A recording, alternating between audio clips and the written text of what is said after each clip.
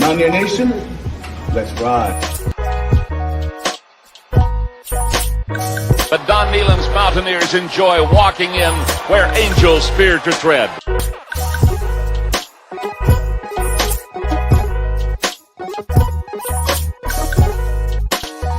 As the hills of West Virginia resound with the sounds of Golden Blue football. Here is Harris in trouble. Stiff arms, a would-be tackler. Comes out of the 25 to 20. Goes around about at the 15 to 10 to 5. A touchdown, West Virginia. He did it.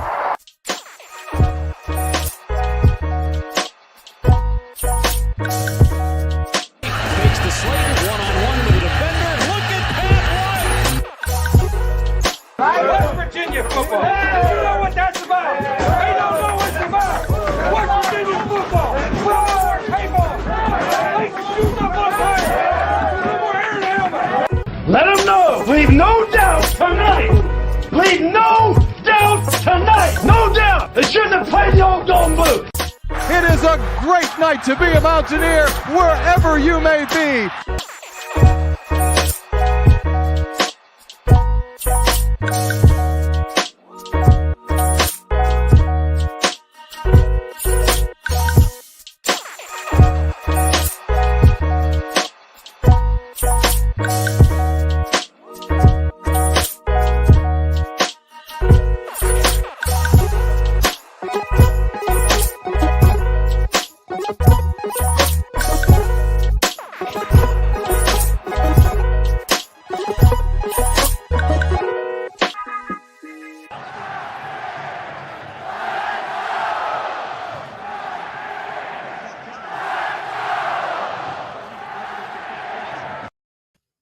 What's going on, Mountaineer Nation?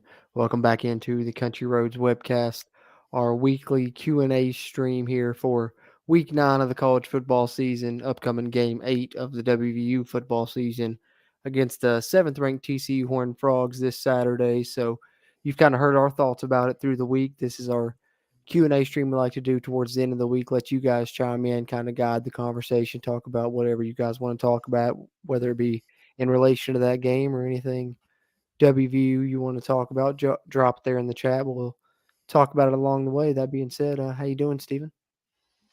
I've been doing pretty good. Just gearing up for Halloween, I reckon. Yeah, I heard that. Yeah, it's Halloween weekend. Kind of weird it's on a Monday, this year. Yeah. So everything will naturally take place on a Saturday. Of course. Got to.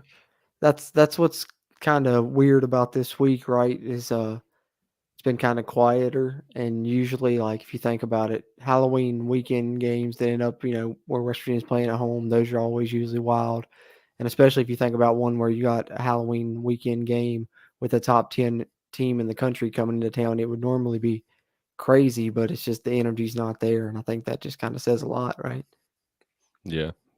Yeah, I've been thinking about that a lot this week, and the fact that we're playing an undefeated team, a top 10 ranked team, and there's absolute no hype around this game whatsoever. Yeah. So that speaks everyone's volumes. Seems down to I've seen a lot of people even on Facebook like selling tickets and stuff, and I'm like, man, don't do that. I'm like, at least go to the game. I mean, it's homecoming. It's going to be, I know it's at noon. Some people don't like the noon, but that's probably good for us. Maybe catch them sleeping. That's 11 a.m. their time usually. So Right. Who knows? But I mean, West Virginia needs the crowd there for sure. Need to stay behind this team. Yeah, I'm expecting anywhere from 40 to 45,000, somewhere in that number, if that. Yeah, it seems like it's going to be one of those again. I hope not. I hope it's at least 50,000 people there. I mean, top 10 team coming to Morgantown. We should, I know things are down right now, but, we should still be that. That's something we would always pack the stadium for, no matter what our record was in the past anyway.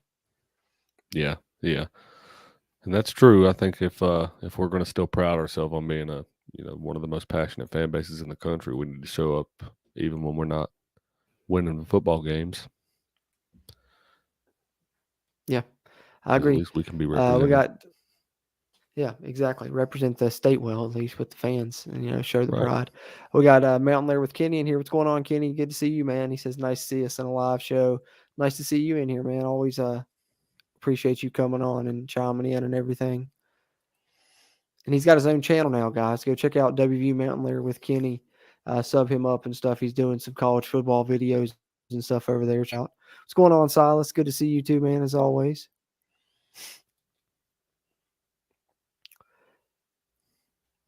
Yeah, Kenny says this week's eerie to him because Neil Brown could be gone, calm before the storm. What do you think? I Yeah. mean, I've heard some people say that. If we get blown out, do you think that they could announce, like, maybe not fire him, but say, at the end of the season they're parting ways or something like that? I would not be surprised. I'm kind of hopeful for that at this point if we get blown out again this weekend, because I mean we can't keep expecting that. We can't keep setting that to be our standard every week. Yeah, Just rolling over for opponents, that's just I not. know. Well, I was listening to Neil Brown's radio show tonight, and he was saying, that they're not going to come out like they said they're going to come out and compete this week and stuff. So we'll see if, he puts the money where the mouth is, right? Yeah, which I still stand by. They may win a game that they're not supposed to this year and catch somebody sleeping. But as for a consistent level, I don't think that they're going to be able to keep it up. Yep. I know, man. I'd agree with you. That's what I'm worried about. Bradley in here says, did you guys happen to catch Kuz's video earlier today? Really crazy video. No, I didn't. If it was one released today, no, I didn't catch that one yet. But I know the live stream he did the other day, I really enjoyed that when he was talking about the Hugh Freeze rumor and stuff, and the stuff from the 247 pay board and everything. So, I don't know. But what was that one about, Brad? Fill us in. We'll give our opinion. Need to check out. Yeah, We're gonna check out the video itself, though. Also have not seen that. I was at work all day today. It was quite a busy day today. Mountain Lair with Kenny says he's hearing, Hugh Freeze coming attraction. That's what we talked about it a little bit on the preview pod for TCU. Towards the end, they were kind of wrapped up talking about the Hugh Freeze rumor a little bit. That's definitely something that's swirling around right now. Is that if something was to happen, he does appear to be WVU's top target. I think so. Yep. It's just an extension for Neil Brown. Oh, no, I'll take that back. I actually did watch that video, Brad. I completely slipped my mind because I watched it early this morning. But, yeah, I did see that. And it is interesting because what he basically was talking about, I'm paraphrasing. I can't really remember exactly, but it was like you extend him, give him an extra year, reduce his salary a little bit, make whatever changes you need to make, maybe staff-wise with that. And then also you take his buyout, and instead of making it, a guaranteed whatever, make it just a certain lump sum, like, 7-8 million, something like that, and give him, one more year and see how it goes or something like that. So I don't know. I hear Bradley says, extend him a year, reduce his salary, negotiate his contract, and add more incentive-based pay. Yeah, and he also said, like, with doing that, the way you can make it up for him on the back end is give him, like, incentive-based pay. If West Virginia finishes, so high in the Big 12, he gets so much. If West Virginia wins the Big 12, he gets a bonus. If West Virginia was to make the college football playoff, he'd get a bonus. I did think that was interesting. For me, though, like, personally, I think that's interesting in a way West Virginia could go, and I could see Shane Lyons wanting to do that to save face, especially with Neil Brown being his hire. But for me, it's almost like the ship has sailed. It feels like it's too far gone now. I just don't know if I can get back on board with Neil Brown. Yeah, I'm still standing behind that. I don't think that the fan base would have time to buy back in, if that makes sense. That's that's too far gone. You've lost too many games in too many bad scenarios, and you haven't won any big games. So yeah, and you've been blown out more, almost as half. Like he has what, 20 wins, and we have 9 losses of 21 plus points. So almost half as many losses as we have wins have been blowouts. yeah, and then like Bradley's says down in the comments, Shane Lyons be putting his neck out. Shane Lyons is already on a hot seat himself as an athletic director. Yeah. So He's got to do I something just here to help himself, too, I think. yeah. So I think he's going to be putting himself in any position he can to keep his job moving forward. So that's one reason I'm pretty confident that Neil Brown may be gone at least by the end of the season. How that Yeah, I happens, I don't mean, know. I'm starting to feel that way unless, Mike Leonard Kenny says here, he says he would have to win out to stay. I think that's almost how I feel now, too. Win out, West Virginia finish. I don't even know if win out, but I'd say he'd have to win at least 3 more games, and I don't see him, because personally, even going into the season, I didn't see him. If you go back and watch our season prediction roundtable, I had West Virginia starting the season hot, and then in their final 4 games, I had them going 1-3. So I think this is Yeah. maybe the tougher part of the schedule, in my opinion. So I don't know. Yeah, I agree with that as well. Not that the part, any of the schedule before has been easy, but I've been saying that it only gets tougher from here on out. Right. Because Oklahoma That's been the seems like case. they're maybe coming back around and hitting their stride now. Iowa Yeah. State's going to be hungry for, conference wins. They don't have one yet on the season. You got to play them in Ames. We've seen Kansas State's, a top team in the conference. Oklahoma State's top team in the conference. And you're playing TCU, one of the top teams in the nation up to this point this week. So who out of those do you see the West Virginia team that we've seen thus far through this part of the season beaten, Like I said before, not one of them, unfortunately. I'm right there with you, man. I'm right there with you. But the thing about Shane Lyons, Mountain there with Kenny also says if Shane Lyons isn't on board, he may be gone as well. I think so too, but I think Shane Lyons is kind of stuck I don't between know a what rock and happened a there, hard Crew, place, but your right? mic went out. You Never don't got mind, me? it's me. My headphones went out. Oh, it's Give me you. just a Okay. second. Okay, you're good. You're good. But I'll go ahead and continue on with what I was saying though. But what I was saying was Shane Lyons, because Mountain Larry Kenny says here if Shane Lyons isn't on board, he's gone as well. I think Shane Lyons is stuck between a rock and a hard place a little bit though, just because the fact that this was his hire. So by firing Neil Brown, he's kind of admitting he failed in a way with the hire, but that's not on him really. I don't think everyone was on board with this hire and said that it was a home run when we got Neil Brown and was graded one of the better hires of that coaching, season. But I think the big mistake he made was extending Neil Brown. So, firing him is not an easy thing for him to do.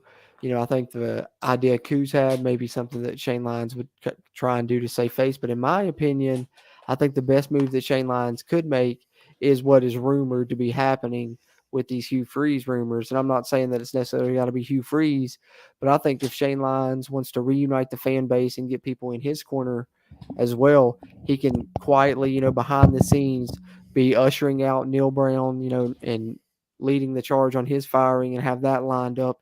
And also behind the door, doing some backdoor talks with some agents and have another, his replacement already lined up and make that transition super smoothly without, really any hiccups and have that coach take over early, next year.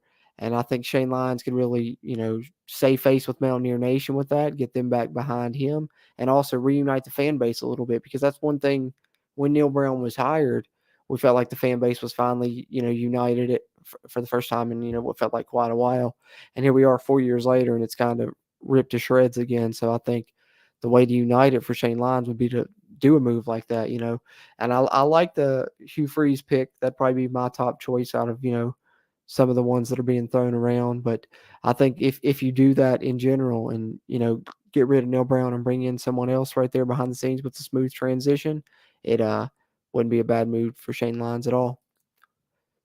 Bradley Brown here says, but my honest opinion, if we get blown out and roll over on Saturday, by Tuesday we'll hear that we are going different ways at season's end if we can afford it.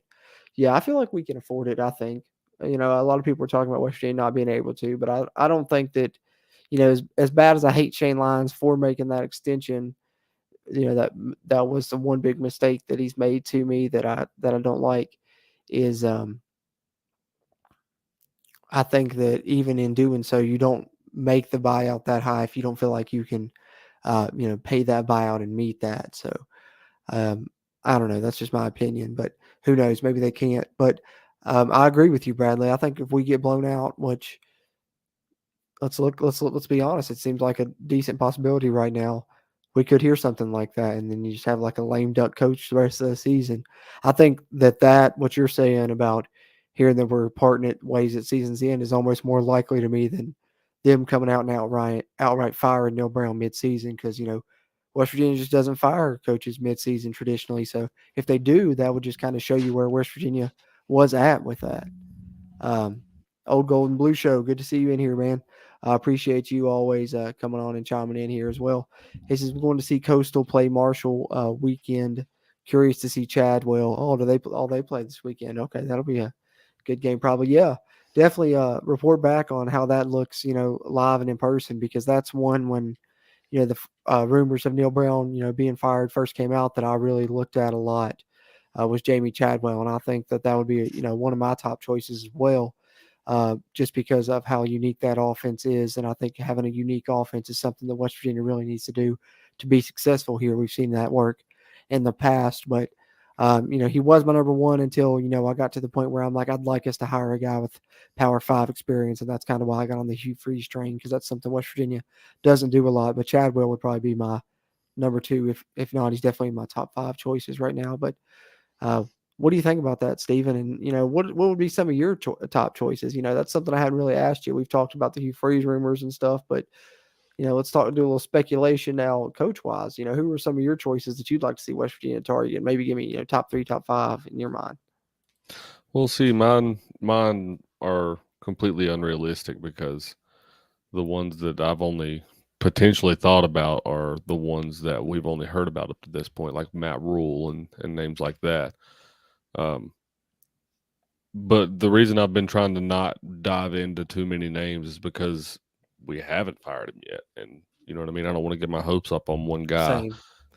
going towards the end of the season if we're just going to be, going through the same stuff next year. And that's one thing that I'm terribly afraid of that's going to happen. And that's just, with the way that this administration has ran throughout history, we just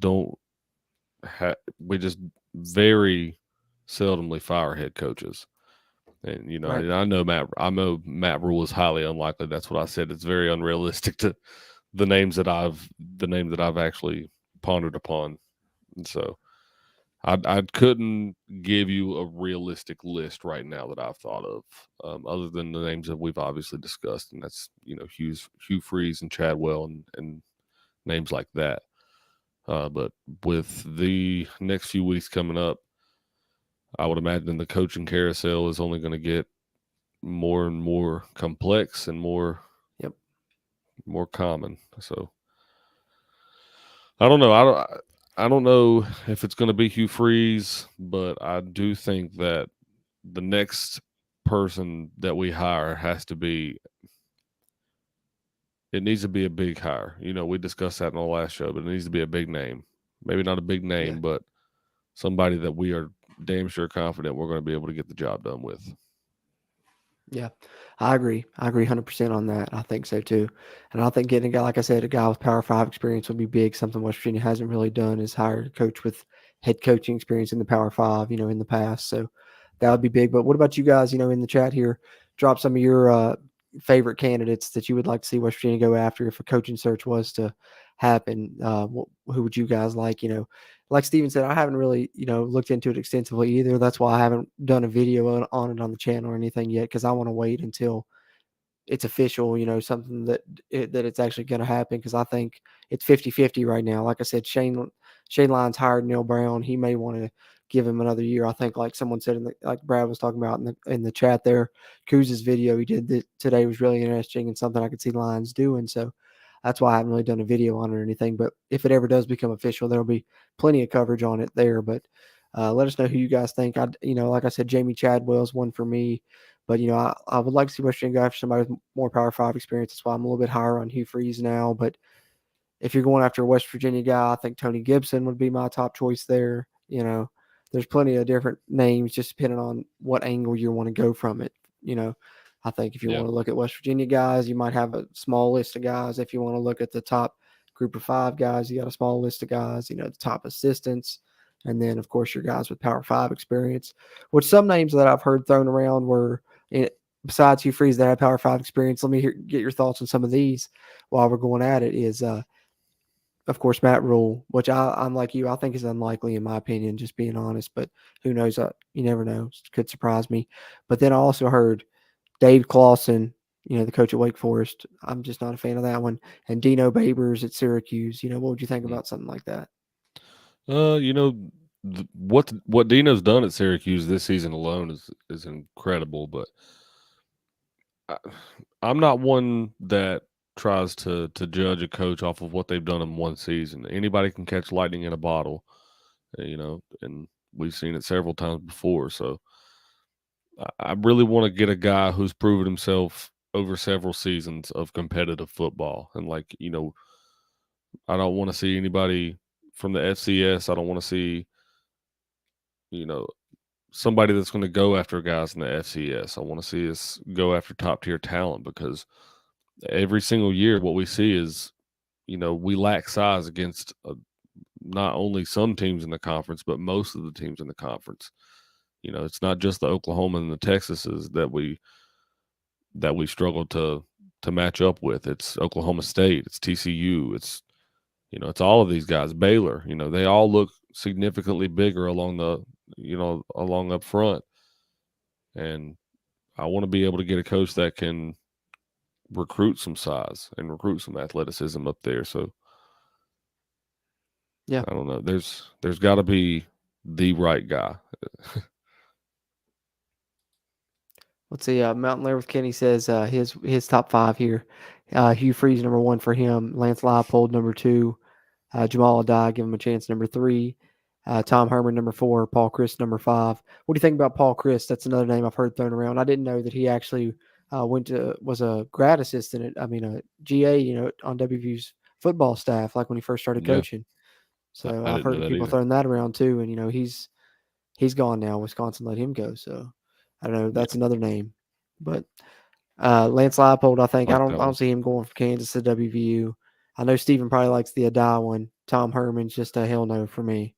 I was getting ready to say, as much as I like the Adai one, Tom Herman, never, please, never. Yeah, I just want can't him as far away from WVU as possible. Yeah, he might be a good coach. He was good at Houston or wherever he was, and then Texas. They were still Texas while he was there. He did just about as good as anyone else has done while he was there. But yeah, Crybaby Herman's also what I called him too. Yeah, hell no, I hate that damn guy. Yeah, same. I don't know. I hate him probably more than I hate Rich Rodriguez, that's unfair. I have forgiven Rich Rodriguez for the most part. Yeah, I'm good on that. Yeah. I'm good on that. But I don't want him to come back either. Every time somebody's brought back an old coach, that hasn't worked either. Same, because we've laid that out several times on this show. We can't get into it again. We'll get off on a long tangent. You know how we do it. Hey, John Covey Cole, good to see you in here, man. You guys be sure and check out Mountaineer Ramble on Facebook on Mondays. They got a great show there. John Covey Cole hosts and runs. They do an awesome job, and they're hilarious guys, man. He says Art Briles is coming, Steven. Oh, God. Sanctions await. Oh man. Sanctions incoming. Hey, Kendall Briles, maybe. That'd be somebody they could take a look at. And I think what's funny, the TCU team we're playing, their offensive coordinator, Garrett Riley, he's probably going to be a hot name in coaching. I think I've seen our buddy Mountaineer Paul put that out on Twitter. What about him as a name to look at? And I'm like, yeah, you never know.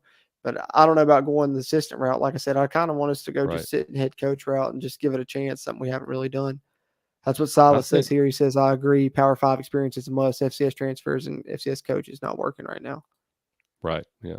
I think, like you said, I think that we should, quote unquote, flex our muscles a little bit and try to see if we can go out and get a head coach from another Power 5, because I think what West Virginia, what we grow most frustrated about is that we're most oftentimes a stepping stone. I think to negate that stigma, I think you need to go out and prove that you're not a stepping stone and prove that, you're what coaches need to work to get to. And I know that our competitiveness hasn't matched that in the past decade or so, but that's how you get back to that. You got to go back, and that's how you get to that. Yeah, I agree 100%. As is old Golden Blue show, so you're in good company for sure on that one. But absolutely. I don't know, man. It's just I'm interested to see what happens. This is what's crazy is, it seems like things are quiet and a lot of people aren't paying attention, but I think it's a good time to follow Mountaineer football closely because it's going to be interesting next few weeks. I think we're going to see which way we're going one way or the other. And I don't know, personally, I just love like if coaching searches do happen and stuff. I don't know. That's just so fun to me. I'll be on that football scoop site like every day looking at it and seeing who we're targeting for each assistant position, just trying to find some clues and stuff. And now that we got the channel, I'll probably do a bunch of update videos and stuff on it, but it'll be fun if it does come to be. I will say, I always enjoy your inside scoop content and your text messages that I get from you, Cruzy. But I think that my favorite time is whenever we're in a coaching search because it seems like you're always on top of it. Oh, You always man. got somebody that that's talked to somebody. I'm always looking at something, and then sometimes I'm just trying to figure it out before like anyone else. I'm like, all right, who's this guy connected to? All right, this guy's connected to this guy. This guy's coaching here. Oh, wait, he might go try and hire him for this position, coach position. Like, just crazy stuff like that. Well, I'm like, I remember you were the first person I heard about Dana from, and then you were also likewise the first person I heard about Neil Brown from. So I get called like, both guys. did you watch? You ever watch It's Always Sunny in Philadelphia? Yeah, I have. You know the scene where Charlie's in the mailroom. It's like the meme, and he's got all the wires on the thing, and he's talking about the mail. He's like Pepe Sylvia, and he's got all these different things tied. That's me during the coaching search. I got a big board, and I'm just got the yarn out. The meme, yeah, the meme. Yeah. That's me during the coaching search. Yeah, that's definitely true. That's you at all times with our roster, but definitely even more crazy during a coaching search. Well, that's true. That's true too. Trying to track it, especially trying to track it now with the transfer portal and stuff. It's hard now. Yeah. All right, we got Dustin in here. What's going on, Dustin Reed? Friend of the show here. Accompanied us to the Virginia Tech win. Got to sing Country Roads together and get some good shots and stuff. What you guys saw on our Virginia Tech review podcast. If you watch that video version on YouTube, the video Great there that he shots. provided and stuff was good stuff. He says, crazy hypothetical here. If we miss out on a proven P5 coach, how about Pat White? Seeing that thrown in by someone earlier, or a step further, White is head coach with Rich Rod on staff. Thoughts? I think it'd be more likely if that was to happen the other way around, but I don't see Rich Rod coming back. But I wouldn't think it's far fetched though to say whoever West Virginia does hire could target Pat White to be an assistant on that staff if he'd be willing to leave, the NFL now that he's there with the Chargers. If he wants to come back to college, I think that he could be targeted to be, quarterback coach, running backs, anything on this staff, I think. Yeah. I agree with the Rich Rod thing. I don't think that it would work in any facet bringing him back at this point. I think that he's too late in his coaching career to. I don't know. I just don't think it would work. Pat White, I wish the timing was better because he's just now getting his hand in upper level coaching. He's been coaching at I think Alcorn State was one of the places he had to stop at. And a few others, but he hasn't really gotten a lot of experience at, big time football, so to speak. So I don't really know if that would be the right hire for a head coach right now. Ask me in a few years if that would be the case, but hopefully that's not the case because I'm, like we say, I hope that the guy we hire is going to be the guy. But I do think that Pat White is going to be one hell of a football coach whenever it's all said and done because he's already grasping onto the offense out there. And to my knowledge, he joined in late and had to, I don't want to say it to sound bad, but he had to kind of be aided in learning the offense just to kind of expedite that process a little bit. Right. So, and the Chargers have looked good this year. So it's obviously working. Yeah, true that. I think old Golden Blue Show agrees with us here. Says Rich Rod needs to be nowhere near Morgantown. Let's be honest. Yeah, I just think recycling coaches is something that rarely ever works. Yeah. Basketball, I mean, look at does, Greg but Schiano at football, Rutgers. not really. Yeah, Greg Schiano at Rutgers. Bobby Petrino went back to Louisville. Randy Edsel went back to UConn. None of those panned out. It just never works. Having said that, talked a few hypotheticals. Let's talk a little bit more about, the upcoming agenda Saturday, being TCU, on the slate. We talked about it in our preview podcast extensively, but have your thoughts changed any since we, recorded that episode about the Mountaineers' chances? You got any more hopeful?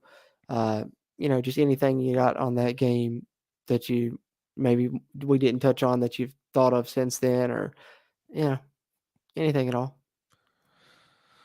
Yeah, not really, man. I'm still just as About the same. down about it as I have been, if maybe if not more.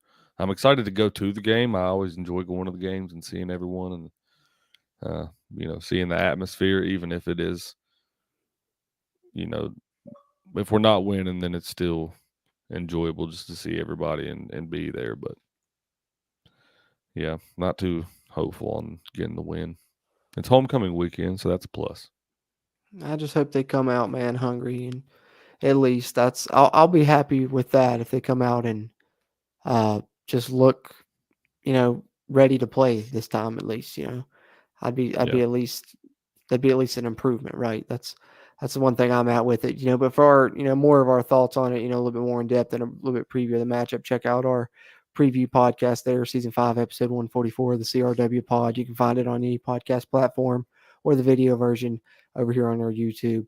We're streaming our Q&A stream. We do this weekly before the games, usually on Thursdays, sometimes on Fridays, but usually Thursdays for the, since the games are on Saturdays for the remainder of the season. We're streaming live on the Country Roads webcast, Facebook, YouTube, and Twitch. Appreciate you guys tuning in on any one of them that you are. While you're in here, if you're watching this live or even if you're watching the playback, do us a favor, hit the like, that little thumbs up there. It will help this video's performance and it'll help future videos performances here on the channel. And if you haven't already, hit the subscribe button. It helps us, helps you, helps get more of this Mountaineer football content out to Mountaineer Nation. That being said, let's hop in the chat here, and then we'll talk a little hoops, Steven, too, before we get up out of here. How about that? Sounds good. Sounds good. Kelly McCourt, appreciate you chiming in here. First time I've seen you in here, so appreciate you hopping on here, talking to the WVU with us. Always welcome as we continue to try and grow the Country Roads webcast community throughout Mountaineer Nation. Says, what are your thoughts about Jimbo Fisher coming to West Virginia? Steven, I'll let you take that one first. I got initially really excited about that one. I don't know if it would work though. I think that the way that he recruits, he's got more of an SEC stomping ground recruiting approach, and I think that the areas that he would be recruiting would, I don't know. I just don't think they would match up well with the Big 12 conference, and for what it looks like for at least the foreseeable future, that's what West Virginia is going to be in. If West Virginia were to be moving conferences, I think it would be a little bit better hired because of that. But I think for that reason, I think that I just don't think it would work. I don't think it would mesh well. And if you look at it, he hasn't really done that well at Texas A&M since leaving Florida State either. So, yep, I was about to say the same thing. Was, he had a couple good years at Florida State, and I think we all love the story of bringing a West Virginia guy home. I think we're all yearning for that. I think that's the one thing that we're always looking for, is like we want to find the football version of Bob Huggins, and we've never been able to find that, so that's something we always want. But I think the story would be great, and I think that eventually he would love to, but I don't see it, in my opinion, either. And I don't know if I would want West Virginia to do it, especially if he ends up getting fired at Texas A&M and hasn't really had that much, great success there. So I don't know. I think, like I said, the story would be great, but it kind of seems like a pipe dream to me, in my opinion. But I would love the story of it. I think, if West Virginia could ever find like the football version of Bob Huggins, a West Virginia guy that's going to stay here, for 20 years, the modern day Don Nehlen, if you will, that would be awesome. Yeah. And, likewise, I've heard a lot of people obviously talk about Dick Saban. That name's been thrown around for forever, it seems like. But, that's never going to happen. That will never happen. Nick Saban has a literal stairway to heaven down there in Alabama. He's got anything and everything he'd ever want. There's absolutely no reason logically that he would ever leave. It makes more sense that he would retire there than anything else. Yep. Garfield GG says, "Don't let this bad season fool you. Jimbo's a great head coach." Oh, I agree. I Absolutely agree mean, as well.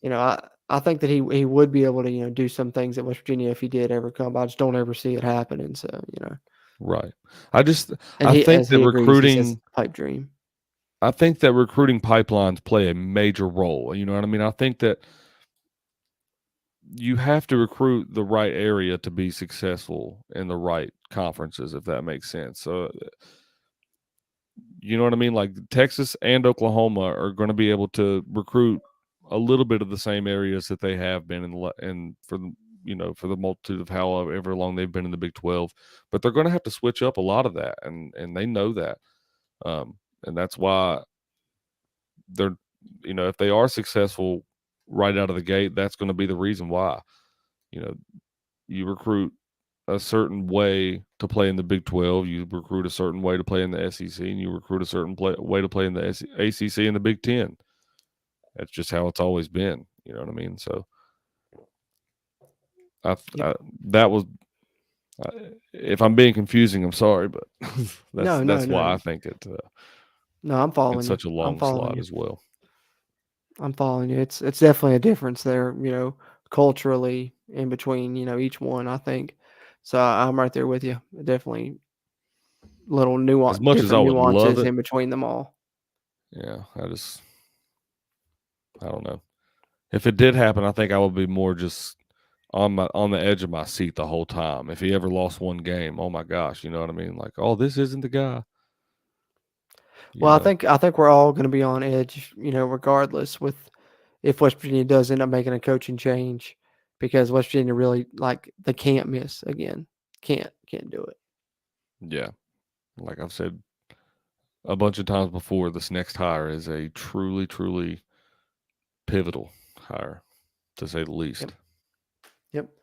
Yep. Well, we'll get ready to get up out of here before too long. Won't keep you guys too long tonight, getting later in the evening. But that being said, Stephen, before the football game on Saturday, I know basketball tipping off on Friday night with a little scrimmage game against Bowling Green, right? Absolutely, man. Absolutely. Yeah, I seen Huggins had his press conference today, and they had some player interviews and stuff. I didn't get a chance to watch them, but I think it was Jimmy Bell, Joe Toussaint, and Kobe Johnson. I seen those three at least, and Huggins. So I'm gonna have to check those out at some point. I seen that they got posted, but like earlier, I've been at work, man, all day, so I haven't really gotten a chance to check out anything yet. I've been hoping to check those out before tomorrow's game, though. I'm really excited to see. I think that my breakout player this year, I think you would agree, is Jimmy Bell. I think he's lost 75 pounds. I did see somebody tweet, that he had commented that during the press conference. But oh my, wow, that's since crazy. He got to Morgantown. Yeah, that's insane. Like in less than a year, I think it has been too. So it had to have been all like just extra weight, because that guy. Well, we've seen him in person. He's a force. I was listening to I can't remember. I think it was Mike and Chris over at 247, and they said that he had bulked up because he was trying to play offensive tackle in football for a while, and so he was way up over 300 pounds because he was also an offensive tackle recruit for football apparently. I was going to say, how often do you see an athlete good enough to play Division I basketball, but can also play the offensive line? At the college level. Yeah. That's wild. I think he can be good. I think he seems like a Bob Huggins type player. But the one question I did want to ask you basketball wise is if you had to right now pin down a starting five, what would yours look like, you think? Oh man. Put me on the spot. I'm putting you on the spot, man. I'm putting you on the spot. I'm doing it. Let me see here. I would go Jimmy Bell at the 5, obviously. I'd probably go Kobe at the 1. I put Eric at the 2, Eric Stevenson. Emmett at the 3. That 4 spot, man. That 4 spot. How about Muhammad Wagyu? But I don't know. Trey Mitchell. Trey Mitchell more likely, because Wagyu's probably going to sub time with Jimmy Bell a lot. and they're It going to may keep it may fresh play the legs down 5 there. some, yeah. Yeah, I think yeah, Trey 'cause Mitchell can if he gets healthy, Trey Mitchell can be a force. But that said, he hasn't practiced yet since he came. He's been hurt this whole time, but I think he can be really good. yeah, yeah. I mean, they're probably going to have a little bit of a health issues. I mean, one thing I really like about this team, though, is they're not young at all. We have how many did I count the other day? I think 6. 1, 2, 3, 4, 5, 6. 6 of them, yeah. 6 between fifth years and seniors. We've got 6 of Wow. them. Yeah, And then you only got, that's good. and then I think you only got like 3, 4 freshmen. No, 2 freshmen. Yeah. Dang, Huggins seems to really like this group too. I think you got some guys. I think Wagyu's going to be really good on the boards. I think Yeah. I don't know. It's hard to pin down. There's a lot they can go with a lot of different combinations. It really just depends on who they want to start and bring off the bench. I think I'd go. I'd probably either have Keysrian or Toussaint starting, and then I think bring one of them off the bench at the 1, and then I think I'd go with you, Stevenson at the 2, Emmett at the 3. If he's healthy, Mitchell at the 4. If he's not, Wagyu and Jimmy Bell at the 5. So, yeah. I like Seth Wilson. I think though. I like Wagyu's going to be a monster. You know who I else is forget going who to be said good, it, I but think? Okonkwo. I think Okonkwo is yeah, going to be James really good. Okonkwo. Yeah, yeah, he's definitely going to be a one to look for. The I don't think they're related, but There's the comment. Seth Wilson can shoot. He needs more opportunities this year. Old and Gold and Blue Show says.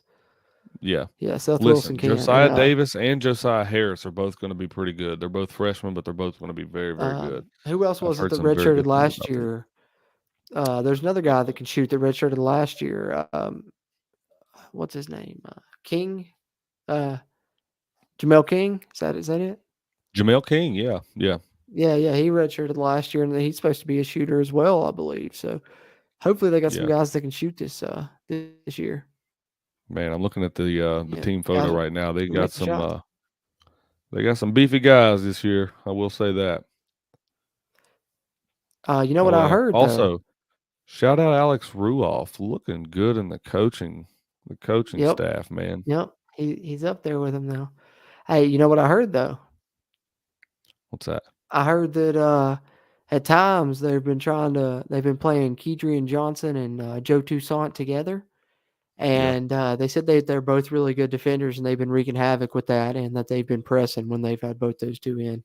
They said it's kind of giving you Javon Carter, Dax Miles vibes. Oh, I like that. That's one Hey, thing don't I sleep heard. on Kobe Johnson. Press though. Virginia may make a comeback a little bit in spots.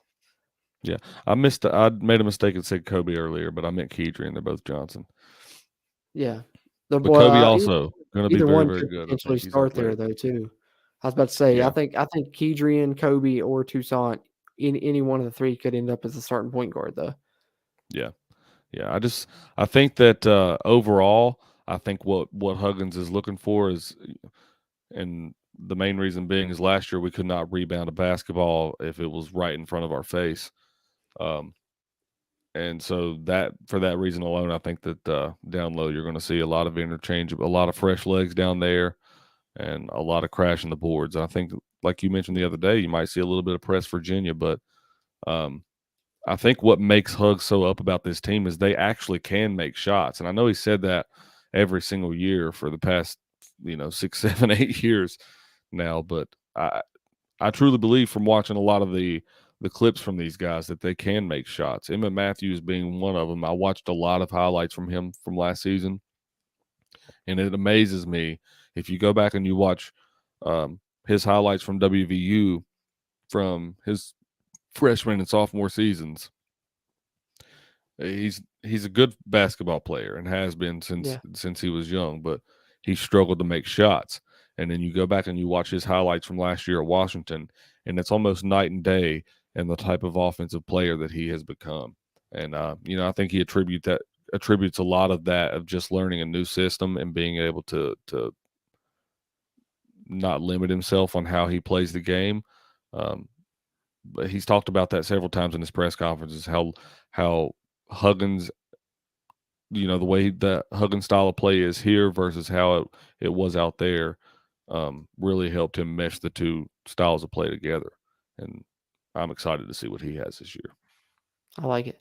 And him and, Eric Stevenson, they've been friends for a long time. They played AAU together when they were younger and everything. So those two might have a good little bond there, and they're probably going to be, starting side by side. And of course, having Emmett Matthews, I think, play the 3 instead of having to play the 4. He's not going to have to do that this time. That's going to help his game as well. So I think Yeah. that, those two have the potential to possibly be West Virginia's leading scorers, Matthews and Stevenson. Yeah, I think they very much could be their leading scorers. Yeah, Stevenson is, in a lot of facets, maybe a little bit better shooter than Sean McNeil, and that's no disrespect to him. But Sean McNeil was more of a catch and shoot guy, where Stevenson can get you off the dribble as well. It's kind of scary what he can be able to do on offense this year. I'm kind of excited to see him. Although Yeah. the Big 12 conference isn't going to, it's not any easier on the basketball side of things. It is very, very thick this year, if you will. It's going to be tough. Yeah, super tough. It's toughest conference in basketball, in my opinion. Big 12, I think. I think so for sure. Yeah, and Stevenson, the one thing that he does, Sean McNeil and him, they may be, similar, comparable shooting wise, but Eric Stevenson plays a lot better defense too. So that's something else you're upgrading. I think with a lot of the players West Virginia added, they added guys that were, that can score, of course. Stevenson and Matthews, I think, can score.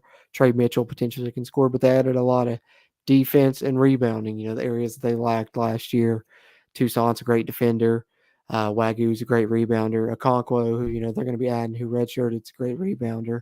Jimmy Bell's going to be a great defender and rebounder.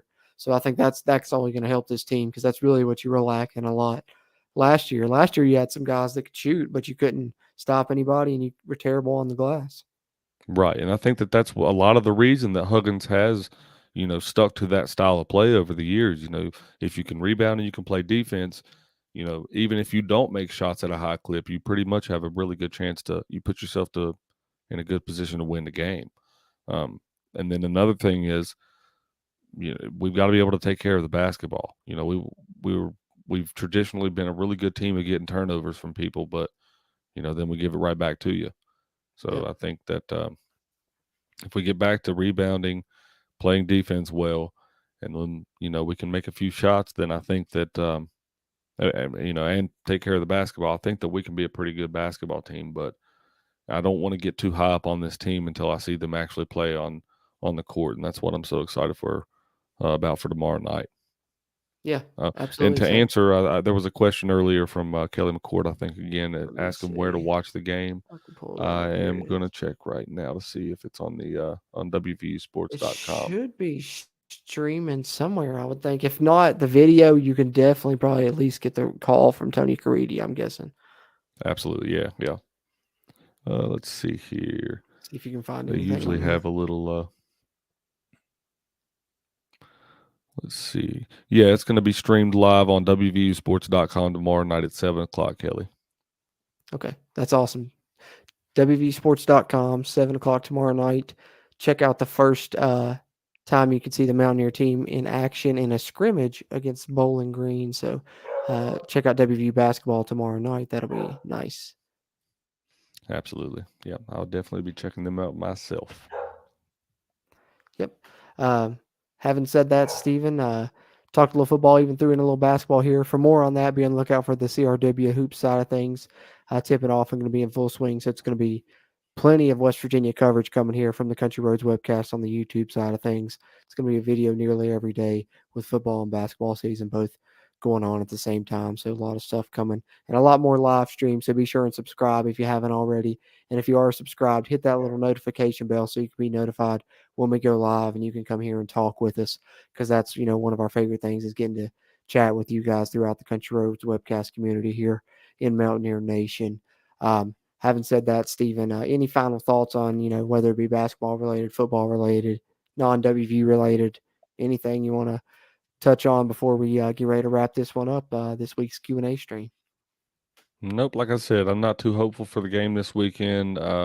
I still potentially believe that they could possibly, pull out a possible upset because, let's be honest, TCU, they're undefeated. They could come into Morgantown expecting to get an easy win. If something does happen and Magic strikes in Morgantown and people do show up, Saturday, not tomorrow, then you never know what could happen, but not too hopeful about that. Yeah. Hey, that's what I said. I'm trying not to get my hopes up, but that doesn't mean I'm not going to have, my fingers crossed and be cheering every play and thinking that in the back of my mind, there's still that, small chance, like in the famous words of Lloyd Christmas from Dumb and Dumber. So you're telling me there's a chance?